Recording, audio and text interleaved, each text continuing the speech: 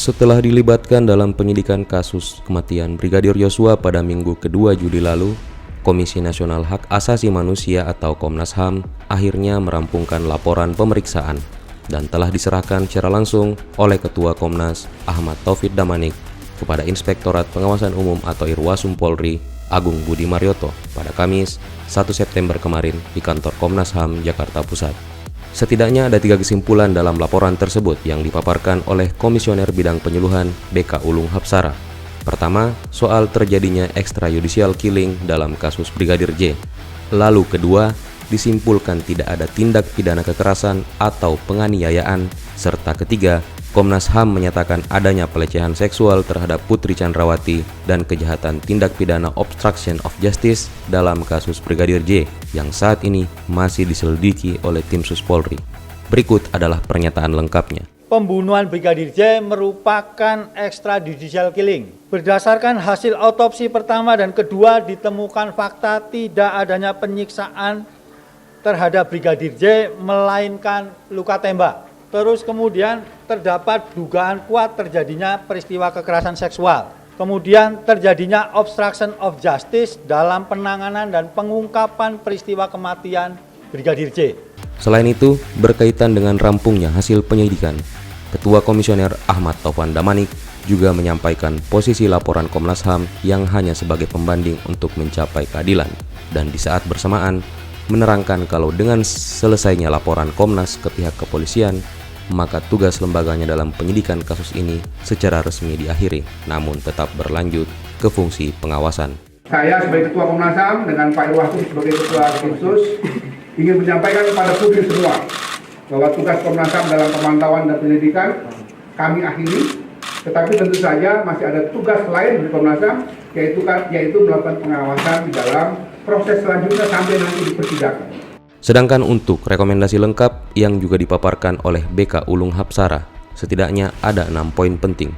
Pertama, penyidik diminta menindaklanjuti temuan fakta peristiwa dari Komnas dan Komnas Perempuan dalam proses penegakan hukum dan memastikan proses tersebut berjalan imparsial, bebas dari intervensi, transparan, dan akuntabel berbasis scientific crime investigation.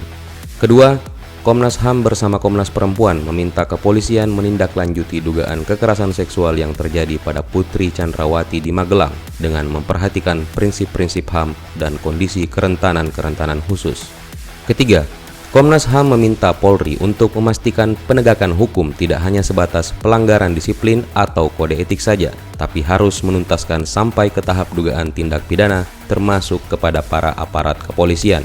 Keempat, Inspektorat khusus juga diminta memeriksa dugaan pelanggaran etik setiap anggota kepolisian yang terlibat dan menjatuhkan sanksi jika ada yang terbukti melakukan obstruction of justice dalam penanganan dan pengungkapan peristiwa kematian Brigadir J, di mana tingkatan sanksi yang direkomendasikan adalah sebagai berikut. Untuk sanksi pidana dan pemecatan kepada semua anggota kepolisian yang terbukti bertanggung jawab memerintahkan berdasarkan kewenangan membuat skenario, mengkonsolidasikan, serta merusak dan menghilangkan barang bukti terkait peristiwa kematian Brigadir J. Kemudian sanksi etik atau berat kepada semua anggota Polri yang terbukti dan mengetahui terjadinya obstruction of justice terkait kematian Brigadir J. Sanksi etik ringan kepada semua anggota Polri yang menjalankan perintah atasan tanpa mengetahui adanya substansi peristiwa atau obstruction of justice. Sedangkan untuk rekomendasi kelima, Komnas juga meminta penguatan terhadap kelembagaan UPPA sebagai direktorat agar lebih independen dan profesional terhadap kasus perempuan termasuk kekerasan seksual. Dan terakhir, rekomendasi keenam, Polri diminta mengadopsi praktik baik dalam penanganan pelaporan kasus dugaan kekerasan seksual terhadap Putri Chandrawati ataupun terhadap kasus lain perempuan berhadapan dengan hukum. Berikut ini adalah pernyataan lengkap soal rekomendasi lengkapnya. Hari ini kami menyampaikan rekomendasi khusus kepada teman-teman kepolisian sebagai berikut.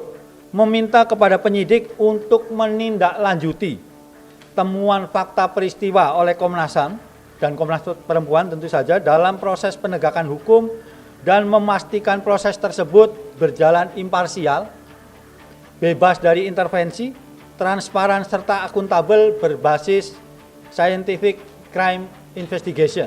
Yang kedua rekomendasinya menindaklanjuti pemeriksaan dugaan kekerasan seksual terhadap saudari PC di Magelang dengan memperhatikan prinsip-prinsip hak asasi manusia dan kondisi kerentanan khusus.